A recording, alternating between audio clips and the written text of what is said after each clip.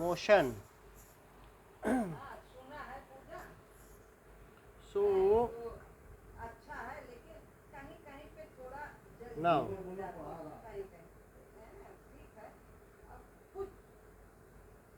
if this is tree, so if position of position of one object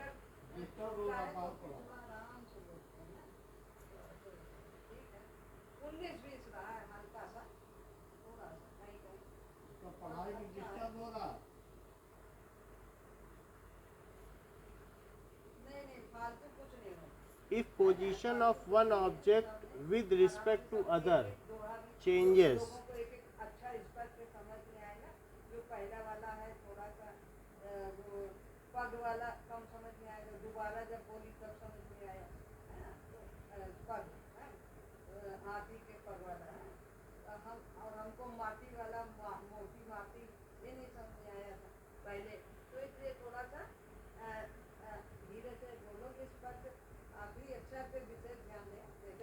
then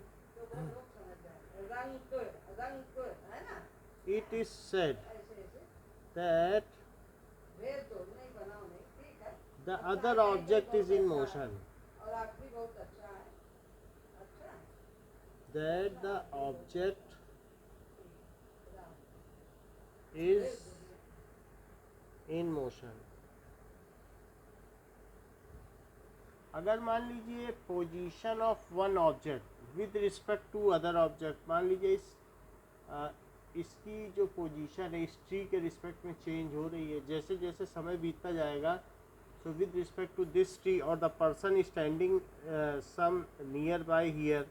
सो अगर वो देख रहा है और इसकी पोजीशन इसके रिस्पेक्ट में चेंज हो रही है, ठीक है, विद टाइम. कैसे चेंज हो रही है? समय के बीतने के साथ साथ, ठीक है, changes with time. Then the object is said to be in motion. तो ऑब्जेक्ट को क्या कहा जाएगा?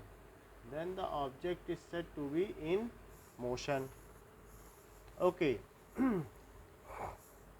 There are various kinds of motion taking place, like planetary motion. Moon moves around Earth. Moon moves around Earth. That is, revolves around Earth. Earth around Sun.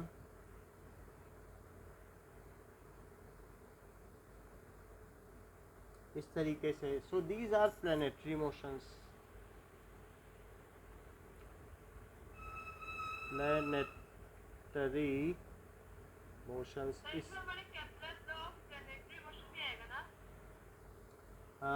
These are planetary motions. सब ये planet के motions हैं. Okay. अभी दूसरे लोगों ने gravitation chapter पढ़ा नहीं है, नहीं तो मैं बता देता. ठीक है. वैसे 3 लॉज क्या है केपलर्स के?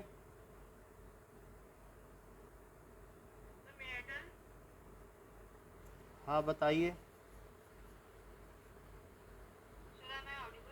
हाँ हाँ बोलिए.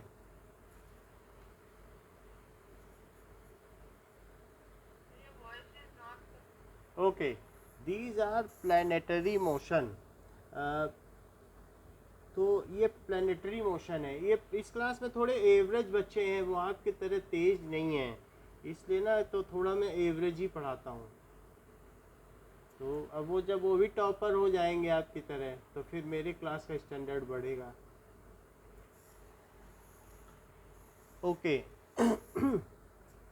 इसके अलावा इन टेरेन, जहाँ हम रहते हैं धरती पर, वो टेरेस्ट्रियल बॉडीज़ है, वहाँ पर भी कार है, बस है, वो सब भी मूव कर रही हैं. So there are celestial motions. जो कि स्पेस में होती है उसको celestial motion. There are celestial motions as well as terrestrial motions. So celestial motion का मतलब क्या होता है? Motion in space. हर तरफ मोशन हो ही रहा है. Motion in space as well as जो हम लोग धरती पर मोशन करते हैं, there is terrestrial motion.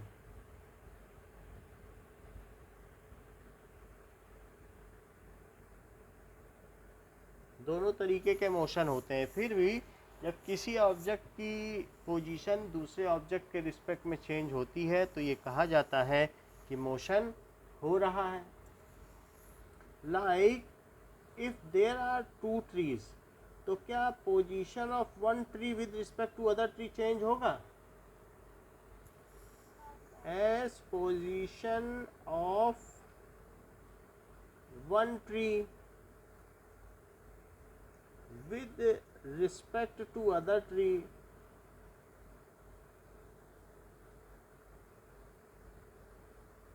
with time के साथ is not changing,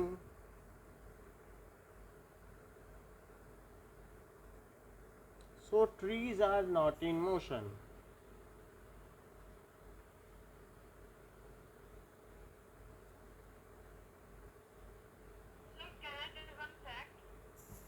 हाँ बताइए। ऐसे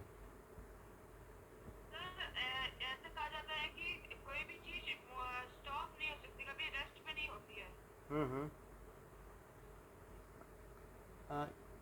ये बताइए कहाँ डाउट है, तभी तो मैं बता पाऊंगा।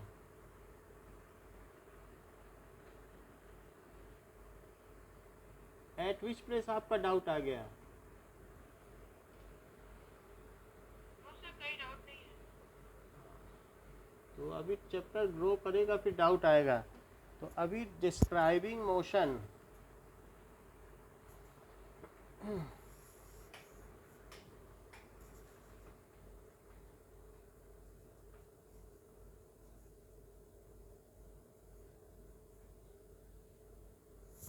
सो डिस्क्राइबिंग मोशन, जब कोई भी चीज़ को आप मोशन को डिस्क्राइब करते हो, तो अगर कोई चीज़ सिंगल लाइन में चल रही है तो आप यहाँ खड़े हो जाओगे और ये लीनियर मोशन है। Wherever you will stand that is set to be origin. अब कार यहाँ से जा रही है, तो कार जब जाएगी तो पहले 10 पे रहेगी, फिर 20 पे रहेगी, फिर 30 पे रहेगी, फिर 40 पे, और ऐसे चलती चली जाएगी। So you need one origin या you need one reference point. Reference point, तो जहाँ से मोशन को स्टडी किया जाता है उसे क्या कहते हैं? Reference point. और जिस लाइन पे मोशन को स्टडी किया जाता है उसे क्या कहेंगे? Reference axis. So the point from which motion is studied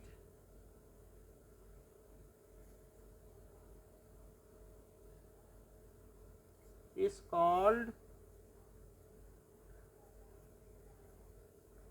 reference point, and the line along which distances are measured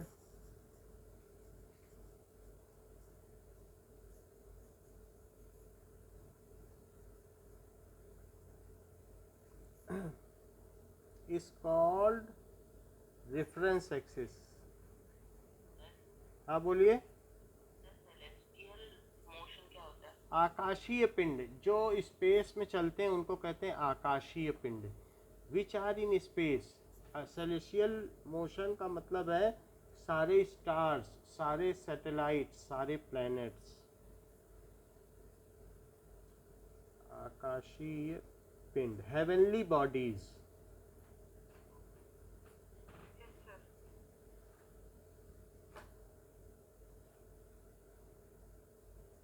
That is stars, planets, satellites, artificial satellites, natural satellites, ये सारे हैं। अब देखो, रेफरेंस एक्सिस और reference point समझ में आ गया? क्या रेफरेंस पॉइंट को ओरिजिन भी कह सकते हैं?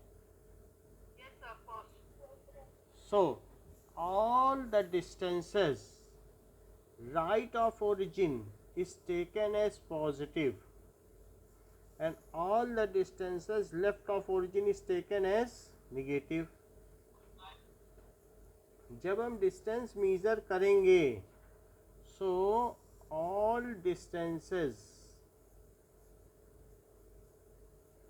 positive but never negative and never zero. all distances to right of origin is positive and all distances ठीक है टू लेफ्ट ऑफ ओरिजिन, मान लो ये ओरिजिन है तो ओरिजिन से जितनी डिस्टेंसेस लेफ्ट में ली जाएंगी वो कैसी होंगी, ठीक है, that is to left of origin is negative. Okay, समझ में आ गया माही? यानी अगर इससे राइट में चलो तो +10 +20 कार्टेशियन प्लेन समझ में आया था ना, +50 और लेफ्ट में चलोगी तो हाँ सर बट डिस्टेंस जो हमेशा पॉजिटिव ही होता है ना, क्योंकि वो कभी नेगेटिव और जीरो नहीं होता. बिल्कुल. सो अब हम आगे देखेंगे, जैसे कि सूर्यांश ने कहा है कि डिस्टेंस और डिस्प्लेसमेंट में अंतर. सो मोशन कई तरीके की होती हैं.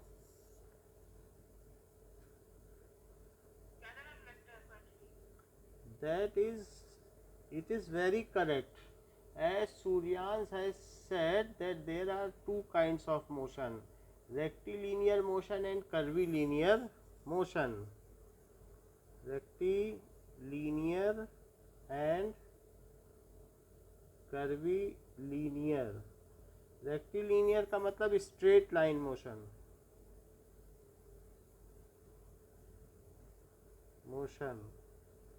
सो स्ट्रेट लाइन मोशन का मतलब क्या होता है, मोशन इन ए लाइन, सिंगल लाइन. इसको कहेंगे वन डायमेंशनल मोशन. सिर्फ एक एक्सिस चाहिए ना इसमें, तो इसलिए इसे क्या कहेंगे, वन डायमेंशनल मोशन. सिर्फ एक एक्सिस चाहिए. सो straight line motion is called one dimensional motion.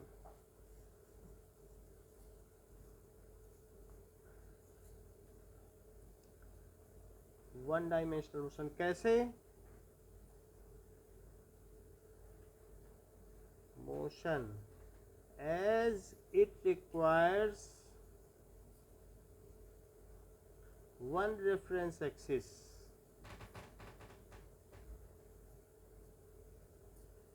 जैसे कि अगर मान लो ट्रेन जा रही है या कोई ऑब्जेक्ट जा रहा है तो ओरिजिन से ये बॉल जा रही है, तो आप इसी लाइन पे सिर्फ एक्स एक्सिस पे ही तो इसे मेजर कर सकते हो कि आपको वाई एक्सिस भी चाहिए, कितनी दूरी पर है. तो जब एक एक्सिस पे ही काम बन रहा है तो उस मोशन को क्या कहेंगे, वन डायमेंशनल मोशन, सिर्फ एक.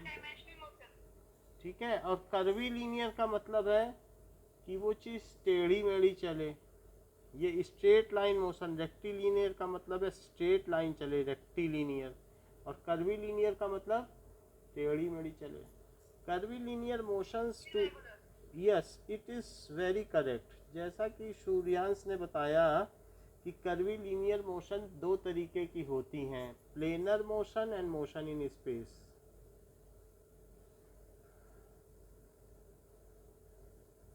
Motion in space.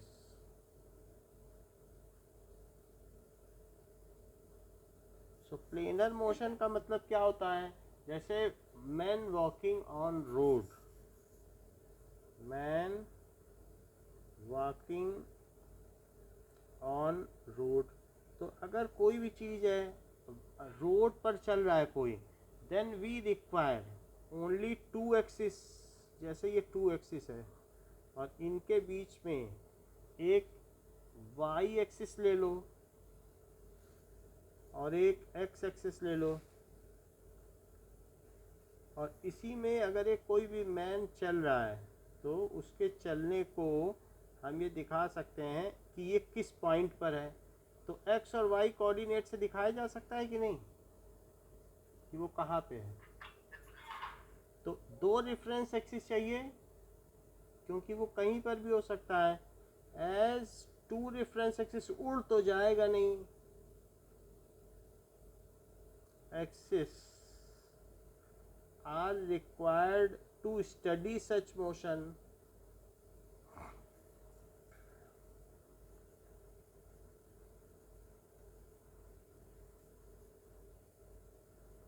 So it is 2D motion, two dimensional motion बोलो या 2D मोशन। 3D पिक्चर देखी है, थ्री डायमेंशनल मोशन, उसमें डेप्थ भी दिखाई देती है। तो टू डायमेंशनल मोशन। अब जरा देखो, that is three dimensional motion in space. इसमें क्या होता है कि कोई चीज़ ऐसे ऐसे चलने के अलावा वो उड़ भी सकती है हवा में, जैसे एक फ्लाई, ये फ्लाई। तो इसकी कुछ ज़मीन से हाइट भी है और फिर ये भी है, यानी कुछ एक्स एक्सिस भी है, कुछ वाई एक्सिस भी है, कुछ जेड एक्सिस भी है।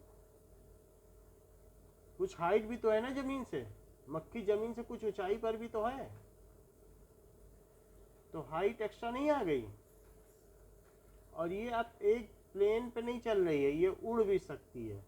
सो मोशन ऑफ फ्लाई या house fly, motion of house fly, इस केस में कहते हैं कि जैसे 2-3 पर है, इसको ऐसे रिप्रेजेंट करेंगे, जो कि एक्स है और वाई है, एक्स एक्सिस से दूरी, वाई एक्सिस से दूरी, इसको कहेंगे X Y Z. X axis से डिस्टेंस, वाई एक्सिस से, और फिर हाइट, जेड हाइट होती है। So it requires three reference axis, X axis, Y axis और Z axis, X Y Z. तो थ्री रेफरेंस एक्सिस चाहिए, इसलिए इसे कैसी मोशन कहेंगे? It is called three dimensional motion.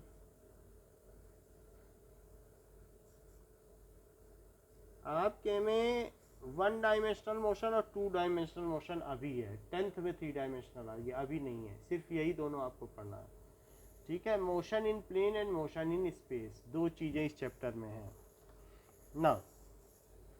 तो अब हम सबसे पहले शुरू करते हैं motion in a straight line, 1 dimensional motion. Motion in straight line,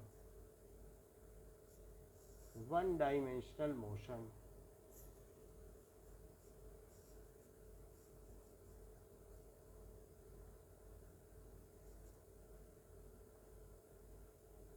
okay, like अगर यहाँ पर एक जगह से कोई दूसरी जगह जाए तो वो कैसे भी जा सकता है। मान लो कि कोई ऐसे ऐसे चल रहा है और यहाँ तक पहुँच गया, तो P इसका इनिशियल पॉइंट है और Q इसका फाइनल पॉइंट है, और ये जो है टोटल पाथ लेंथ है, कितना वो चला। Total distance covered by an object is called total path length, वो जितना भी चला होगा। मान लीजिए कि ये अगर इसको मैं मिला दूं तो ये शॉर्टेस्ट डिस्टेंस है, ये 10 मीटर है, लेकिन ये ऐसे ऐसे चलेगा तो 15 मीटर चलेगा। तो वो ऐसे ऐसे जहाँ जहाँ रोड होगी, गली होगी, वहाँ वहाँ से चलेगा। तो total distance covered by an object from initial point to final point is called total path length. So total path length क्या होता है? अच्छा, जो पाथ लेंथ होता है उसमें टोटल नहीं लगाते हैं, सिर्फ इतना ही लिख देने से काफ़ी होगा कि पाथ लेंथ। ठीक है, हाँ।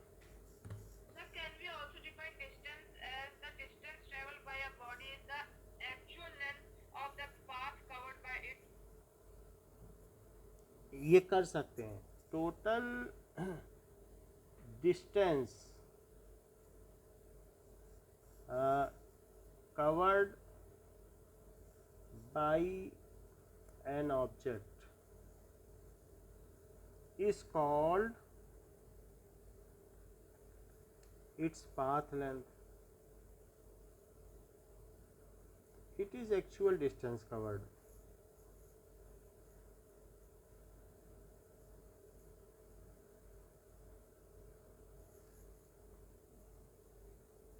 Path length है. It is always positive. It is always positive. और इसकी कोई डायरेक्शन नहीं होती, कभी वो इधर गया फिर इधर गया फिर इधर गया फिर इधर गया, कोई एक डायरेक्शन नहीं है. So it has no direction. It's SI unit is meter. बोलिए. Sir, it's SI unit. Sir, clear आवाज़ नहीं आ रही, चलिए कोई बात नहीं. अब देखें that is SI unit is meter. ऐसा यूनिट तो मीटर है ही है. तो इट्स पाथ लेंथ की यूनिट क्या होती है, कोई भी पाथ लेंथ जैसे मीटर में बताया गया है. So its unit is metre. अब देखो व्हाट इज डिस्प्लेसमेंट. डिस्प्लेसमेंट क्या है, एक पाथ लेंथ है एक डिस्प्लेसमेंट.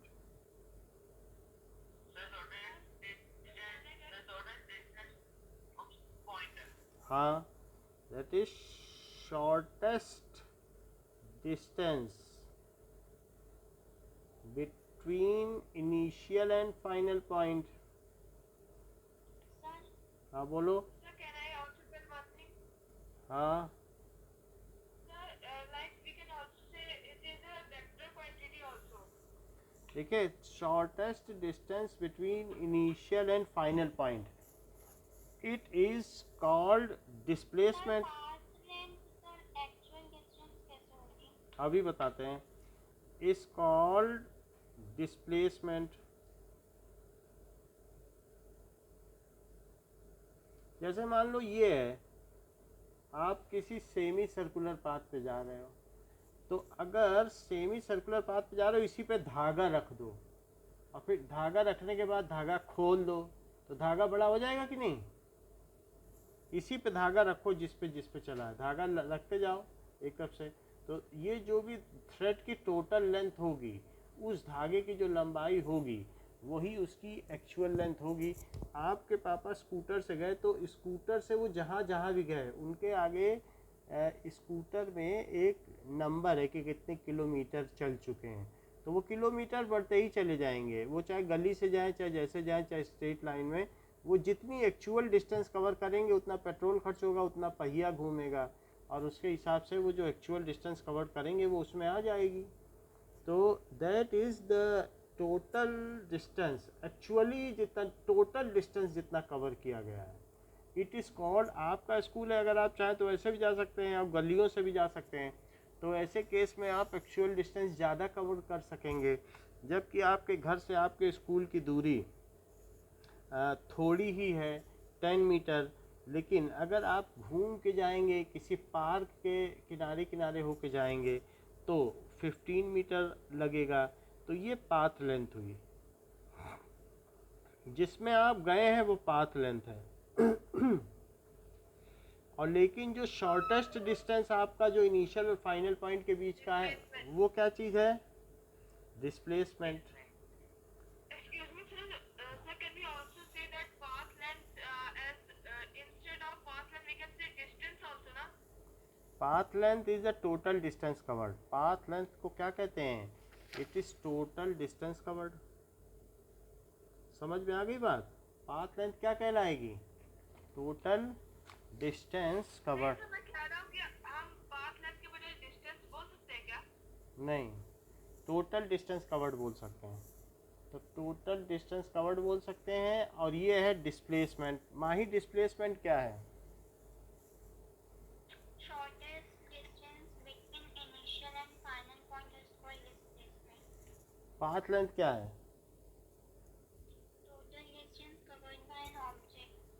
ओके, तो डिस्प्लेसमेंट जो है वो यहाँ से यहाँ हुआ है, तो ऑब्जेक्ट बताओ ईस्ट की ओर डिस्प्लेस हुई है ऐसा करने पर, कि ऐसा कुछ नहीं कहा जा सकता।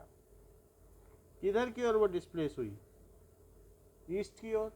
यहाँ से यहाँ गई तो कहाँ डिस्प्लेस हुई? So in the east, it tells us about the direction also. That is H home to school की ओर डिस्प्लेस हुई कि नहीं, एक डायरेक्शन है एच टू एस।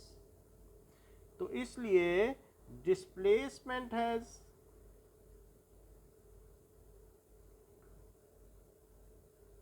डिस्प्लेसमेंट के पास मैग्नीट्यूड भी है। मैग्नीट्यूड कितना है? 10 मीटर का, कि कितनी हुई, and direction also towards east. Towards east भी बोल सकते हैं, या फ्रॉम एच टू एस। तो इसलिए डिस्प्लेसमेंट में क्या क्या चीज़ें होती हैं? मैग्नीट्यूड होता है और साथ ही साथ क्या होती है? डायरेक्शन है। एक पर्टिकुलर डायरेक्शन है कि नहीं? तो इस तरीके से, जबकि पाथ लेंथ में क्या होता है? Path length has magnitude only, उसके पास कोई डायरेक्शन नहीं, क्योंकि वो मुड़ मुड़ के जा रहा है, तो डायरेक्शन नहीं हुई। सो लिखिए path length has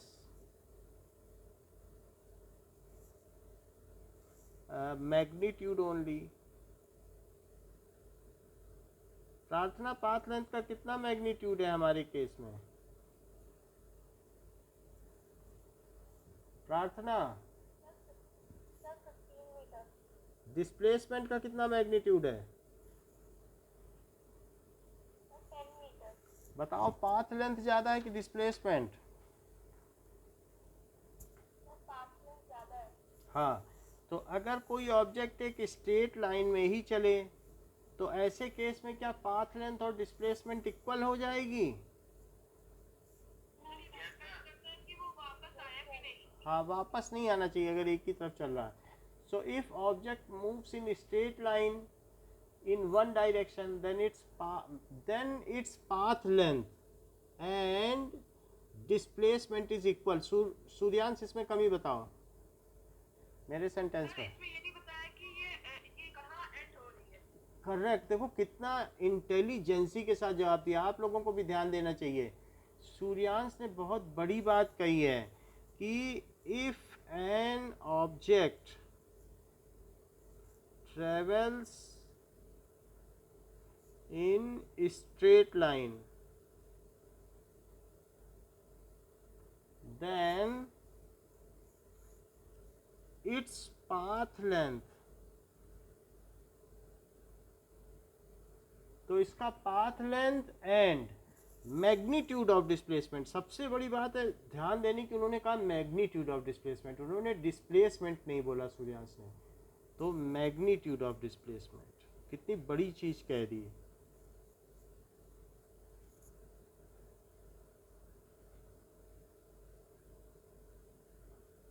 are equal. क्यों इन्होंने कहा? अब इस चीज को देखें, क्योंकि जो डिस्प्लेसमेंट है इसके दो एस्पेक्ट हैं। इसके एक एस्पेक्ट है इसका मैग्नीट्यूड, और दूसरा क्या है? डायरेक्शन। अगर मैं कहूँ कि मान लीजिए प्रार्थना को डांस करना नहीं आता है, तो मैं कहूँगा कि the academics of Prarthana is better than academics of Mahi, क्योंकि माही के पास दो एस्पेक्ट है, एक डांसिंग माही है और एक एकेडमिक्स माही है। तो मैं ये कह सकता हूँ कि जब मैं प्रार्थना की बात करूँगा तो प्रार्थना इज बेटर देन एकेडमिक माही, पढ़ने वाली माही से वो अच्छी है। लेकिन माही के बारे में मैं एकेडमिक माही क्यों कह रहा हूँ? क्योंकि उसके पास तो दो एस्पेक्ट हैं। तो इसलिए पाथ लेंथ पे तो सिर्फ एक ही चीज़ है। तो पाथ लेंथ के बारे में मैं कहूँ तो path length is greater than magnitude. अगर मैं डिस्प्लेसमेंट बोलूँ तो मैं डायरेक्शन की भी बात कर रहा हूँ, लेकिन इसके पास तो डायरेक्शन है ही नहीं। So path length is greater than or equal to magnitude of displacement. Repeat करो अनुराग.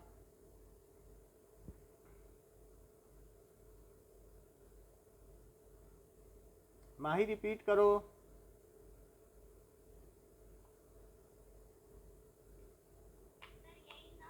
हाँ. If an object travels in straight line, then its path length and magnitude of displacement are equal, and path length have magnitude, but it doesn't have direction, and displacement have magnitude and direction. बिल्कुल पूरी बात कही है आपने.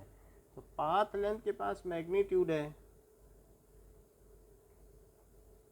तो इस चीज़ के लिए ये तो हम लोगों ने पता कर लिया कि पाथ अगर एक स्ट्रेट लाइन में चले तो path length magnitude of displacement से बड़ा होता है. अब देखो स्केलर क्वांटिटी क्या होती है और वेक्टर क्वांटिटी क्या होती है. Scalar quantity and vector quantity. अब बोलो क्या डाउट है. जैसे आपने बोला कि पाथ लेंथ जो है वो डिस्प्लेसमेंट के मैग्नीट्यूड के बराबर होती है. हमने नहीं बोला, ये तो आप ही ने बताया था. हमने सबको बता दिया. अच्छा सर ठीक है. तो लेकिन सर फिर उसका एक डिस्टेंस मतलब एक एंड पॉइंट होना चाहिए ना, वरना तो फिर वो तो इनफिनाइट होती है. भाई अभी तो चैप्टर शुरू हुआ है ना. अगर अभी हम सारी चीज़ें खोल देंगे तो बच्चे कुछ समझ ही नहीं पाएंगे. वो तो जैसे जैसे बच्चे डाउट पुटअप करेंगे आप अपना डाउट पुट करते रहिए, बस हम कर देंगे. ठीक है. तो स्ट्रेट लाइन में चली, यहाँ रुक गई, बस बात ख़त्म. 10 मीटर हो गया. जो डाउट हो पूछो. है बात कि नहीं. Scalar quantity the physical any physical quantity which has magnitude only. Any physical quantity which has magnitude only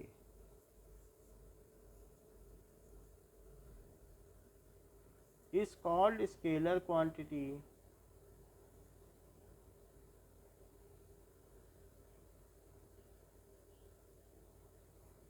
example, अगर मैं कहूँ कि मैं 4 किलो गेहूँ लेके आ रहा हूँ 4 kg व्हीट, तो क्या वो लेफ्ट डायरेक्शन में है, ईस्ट में लेके आ रहा हूँ कि वेस्ट में. उस गेहूँ का कोई डायरेक्शन होगा कि बस वो 4 kg व्हीट है.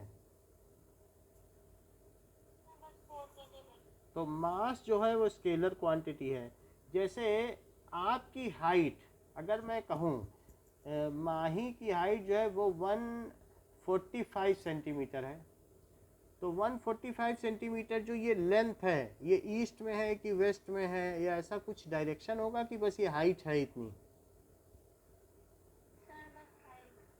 तो जो हाइट है वो हो गई. डेंसिटी की कोई डायरेक्शन होती है क्या. एक लीटर दूध, तो जो वॉल्यूम है, वॉल्यूम की भी कोई डायरेक्शन होती है. तो कोई पूछेगा किस डायरेक्शन में 1 लीटर दूध है, ऐसा पूछेगा क्या. तो इस तरीके से वॉल्यूम की, अगर कोई कहे 7:10 हुआ है, तो दूसरा पूछ सकता है कि किस डायरेक्शन में हुआ है. तो टाइम एरिया की कोई डायरेक्शन होती है क्या. अगर मैं कहूँ कि स्पेस का एरिया, ठीक है, 10 मीटर स्क्वायर है, तो इसकी कोई डायरेक्शन होगी कि एरिया की, कि बस एरिया है, लेंथ इनटू ब्रेथ कर दिया तो एरिया आ गया. हाँ, तो एरिया हो गया. एरिया की भी कोई डायरेक्शन नहीं हो सकती, वो तो उसमें नहीं हो सकती, पेरीमीटर की भी नहीं हो सकती है. लेकिन ये सब तो बात की बातें हैं. मुझे बताओ पाथ लेंथ की कोई डायरेक्शन हो सकती है क्या.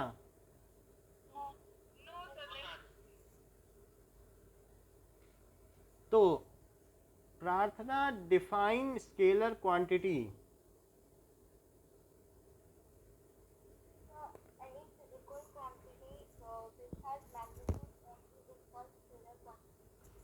Now vector quantity.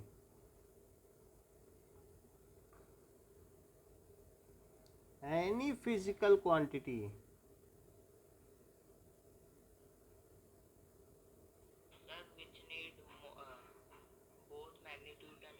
हाँ, which has बोलो, which has both magnitude and direction.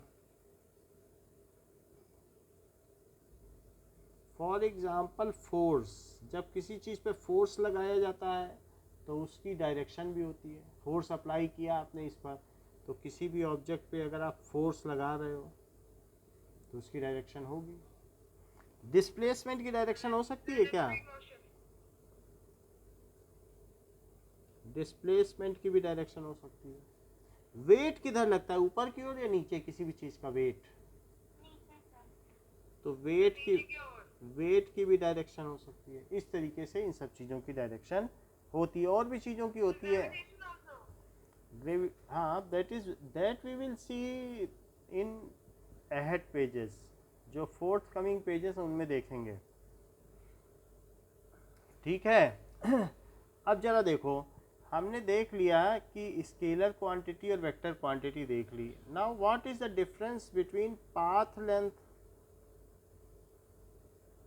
and next is displacement? It is total distance covered by an object.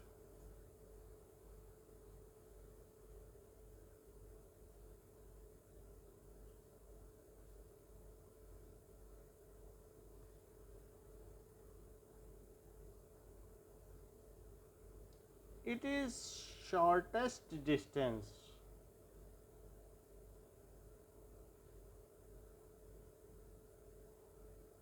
between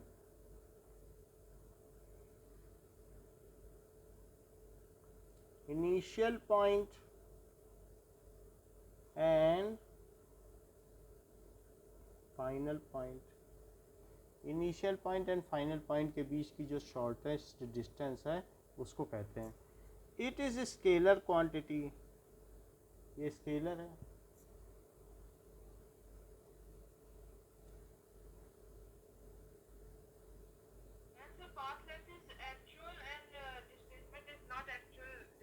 हाँ, as it is, it has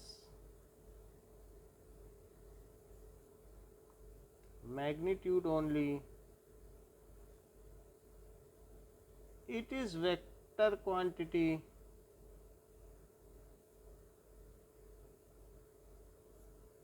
Having magnitude and direction both.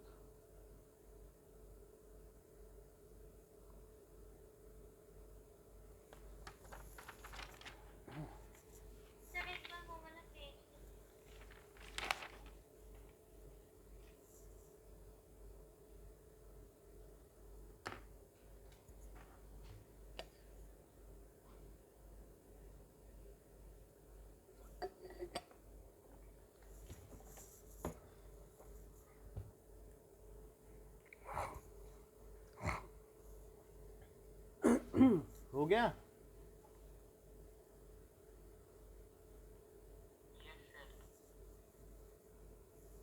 वहीं कर लिया।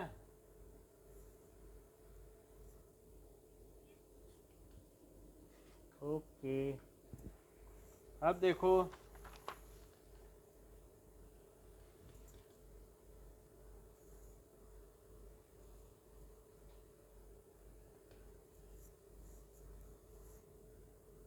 it is actual path on which object moves.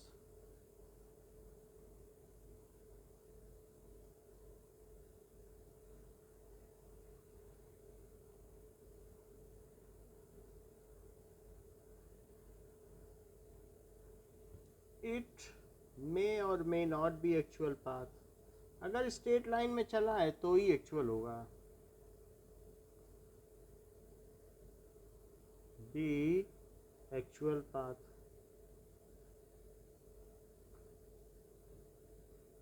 So in this way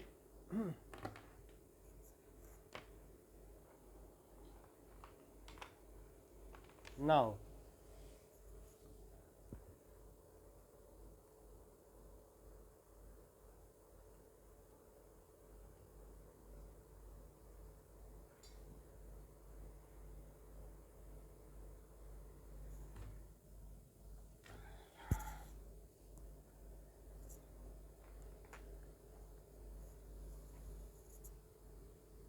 next is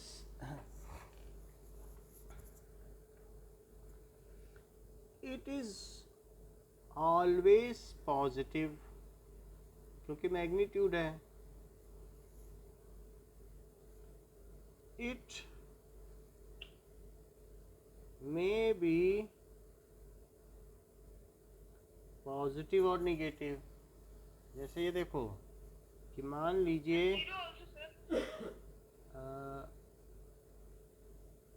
ये देखो कि यहाँ पर ये ऑलवेज पॉजिटिव होगा, ठीक है. तो ये ओरिजिन है. और मान लीजिए कोई चीज़ -40 पे पहुँच गया, यहाँ से चलते चलते 10 20 30 40 यहाँ से चला और यहाँ से चलते चलते ये यहाँ आ गया चलते चलते, तो इसका डिस्प्लेसमेंट कितना हुआ बताइए. -40. अगर मैं कहूँ कि ओ ए ये होगा इनिशियल पॉइंट, इसे क्या बोला जाएगा, इनिशियल पॉइंट. और ए क्या होगा, फाइनल पॉइंट. तो ओ ए वो कितना होगा, -40 मीटर, क्योंकि लेफ्ट में जाएगा ओरिजिन से तो निगेटिव लिया जाएगा. होती नहीं है, बट ये है डिस्प्लेसमेंट, इसके ऊपर वेक्टर लगाना पड़ेगा. ये डिस्प्लेसमेंट है, तभी तो यहाँ निगेटिव है, नहीं तो कैसे पता चलेगा डायरेक्शन का. It is not a path length. अगर कोई पूछे पाथ लेंथ तब ओ ए बोला जाएगा, तब निगेटिव नहीं लगेगा. लेकिन जब ऊपर की ओर ऐसा वेक्टर लगा दिया जाएगा, ये वेक्टर है, तब बताया जाएगा ओ से ए की डिस्टेंस है -40. माइनस का क्या मतलब है, 40 मीटर टूवर्ड्स लेफ्ट. हाँ सर आपने बोला कि ये जो भी ऑब्जेक्ट था वो it travels to A and then its displacement is -40. So the object But it is wrong. No, but it is wrong, na? एक minute. Because displacement occurs when any object goes to any distance and then comes back after. That is known as final position, and there it is the displacement, na? हाँ हाँ बिल्कुल. Object has moved from O to A. O से A गया है, तो बताओ कितना move किया है, कितने यूनिट मूव किया है ओ से ए. 40 मीटर. 40 मीटर. और किधर मूव किया है, लेफ्ट में कि राइट में. Towards left. लेफ्ट की डिस्टेंस होगी तो उसे क्या लिया जाएगा, नेगेटिव. और राइट की होगी वो नेगेटिव को सर नेगेटिव को रिटार्डेशन भी तो कह सकते हैं. कौन कह रहा है रिटार्डेशन. Negative acceleration. अब ये सब लोग कोई अभी सूर्यान शुरू में एक्सीलरेशन मिक्स कर रहे थे, अब रिटार्डेशन भी मिक्स कर रहे हो, तो चैप्टर खराब ही होना है. सबको पता ही है. अब सब गलत गलत सब बता रहे हो, मालूम नहीं है किसी चीज़ को, लेकिन सब अपने अपने तरीके से बोल रहे हो. वो भी अपनी तरीके से कैप्लर्स लॉ की सर पहले ग्रेविटेशन पढ़ा दो. सारे चैप्टर एक साथ आज ही पढ़ लो, जितना खराब होना है हो जाए. जो आपका डाउट है पूछिए. एक ऑब्जेक्ट यहाँ से यहाँ पहुँच गया, कोई ऑब्जेक्ट यहाँ था अब यहाँ आ गया, उसका कितना डिस्प्लेसमेंट हुआ. जब हम पढ़ाएंगे रिटार्डेशन क्या है, एक्सीलरेशन क्या है, अभी पता नहीं आप लोगों को मालूम है कि नहीं यूनिफॉर्म एक्सीलरेशन. और मैं बता भी दूँ तो दूसरे लोगों को रिटार्डेशन, एक्सीलरेशन, इन सब चीज़ों के डेसिलरेशन, इन सब के बारे में कितना पता है. आपने तो चैप्टर पढ़ लिया है, लेकिन यहाँ क्या कॉन्टेस्ट है, ना मैं स्पीड बता रहा हूँ, ना फोर्स बता रहा हूँ, ना कुछ आप रिटार्डेशन वर्ड अपने मन से ला रहे हो. तो इस तरीके से एक ऑब्जेक्ट ओ से ए गया, ओ से ए गया तो वो लेफ्ट में गया कि राइट में. हाँ, जो सिंपल चीज़ है सिंपल ही रहने दो, अपने मन से उसे धीरे धीरे चीज़ें खुलेंगी, आराम से आप पढ़ते रहो, पता भी नहीं चलेगा मोशन कहाँ चला गया. और इतना स्टैंडर्ड पढ़ोगे तो पहले पहले से मत बताओ, पहले पहले से बताने में सब गलत हो जाता है. ओ से लेफ्ट में गया. Now just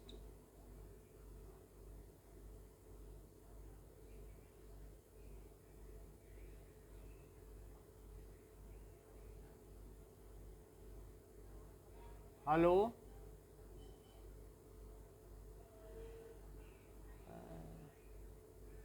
hello. हाँ नमस्कार जी, नमस्कार।